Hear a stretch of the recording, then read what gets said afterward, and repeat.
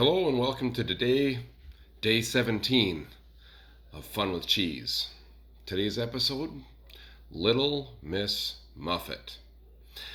Today's sponsors of Fun with Cheese include Cemetery Ridge Farm, found in the heart of downtown Siegel. Those of you who are from Wood County are going to know where downtown Siegel is. Cemetery Ridge Farm is found in the heart of Siegel, right next to the former site of the Polish Hall and home to Rich and Marilyn Canoyer of Cemetery Ridge Farm. Yes, there's a cemetery next to the farm, hence the name. Pretty original, huh? The other sponsor today is CFR, Complete Filtration Resources. Now, if you live in Marshfield or you know anything about Marshfield, you'll know that right along Veterans Parkway there is a large number of buildings that are going up or have gone up in the past few years that help support the sanitation piping industry. And sanitation piping or stainless steel piping in the city of Marshfield is a billion-dollar business. Billion with a B. From Coca-Cola to dairy operations, they do it. And Complete Filtration Resources, in the heart of downtown Siegel, there was a cheese factory that once stood on Bethany, by the Bethany Church, and people would go there and get whey every day after the plant got done, and whey was a waste product, and people would take it home and they would slop their hogs and hogs would gain on it. It was amazing stuff. There's lots of nutrition in it. And one day they went to go get whey and pulled on the chain for the valve and nothing was there. The plant had closed, and this is about 1984, 85, and since then they would haul whey out, and a number of plants would have all kinds of whey that they'd spread on land and things like that. Well, along came reverse osmosis and ultrafiltration of different products, and we're able to take milk and isolate the whey protein in it, so that way you're able to have your protein shakes and things, and break it down into those individual components like lactose. And the last thing we have, which CFR does, Mr. Abel of Chris Abel of CFR will break it down, and we have water left over.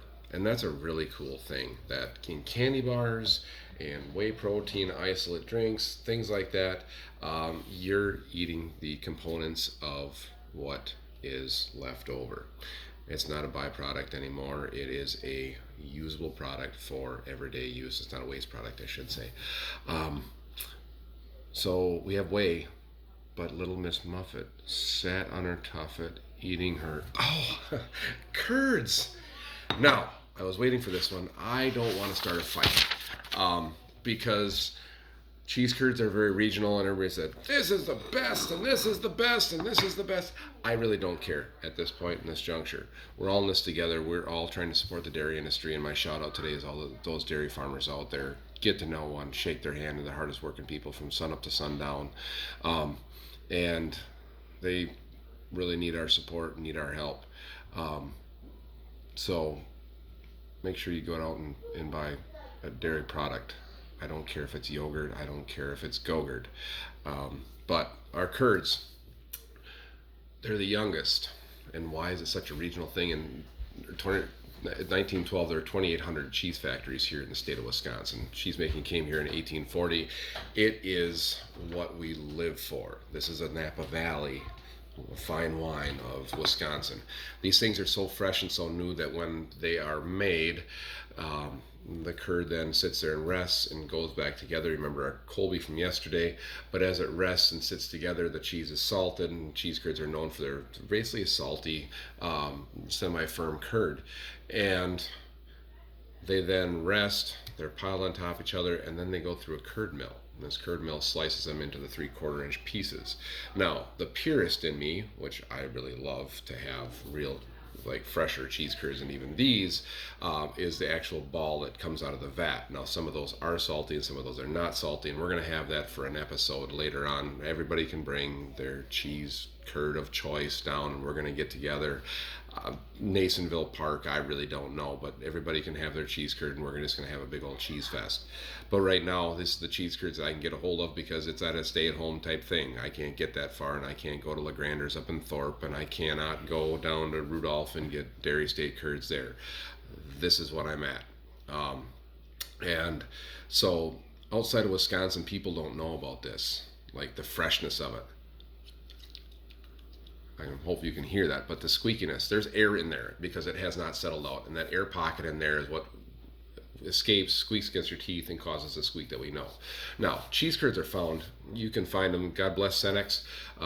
Gas stations all the way out to Montana. When we went on our mission trip last year, Idaho, every Cenex has a Wisconsin cheese end cap. It's true, they're there. But the cheese curds are in a vacuum sealed pouch. They're refrigerated, and to me, that's sacrilege when it comes to cheese curds. You don't put them in the refrigerator because that negates all the squeak. So, does it matter between yellow and white? Most cheese factories, depending on what they're making that day, if we're adding color to it, remember the annatto bean, this is where our color comes from. This does not. So this might be a white cheddar that they're using. It might be a Monterey Jack that we're using. We're going to cover Monterey Jack. Remember, that's in Kojak. This might be a Colby. This might be a medium cheddar, a yellow cheddar, whatever it ends up being. It's so fresh and so young. It hasn't had time to develop its flavor yet. Salt is what gives it the flavor.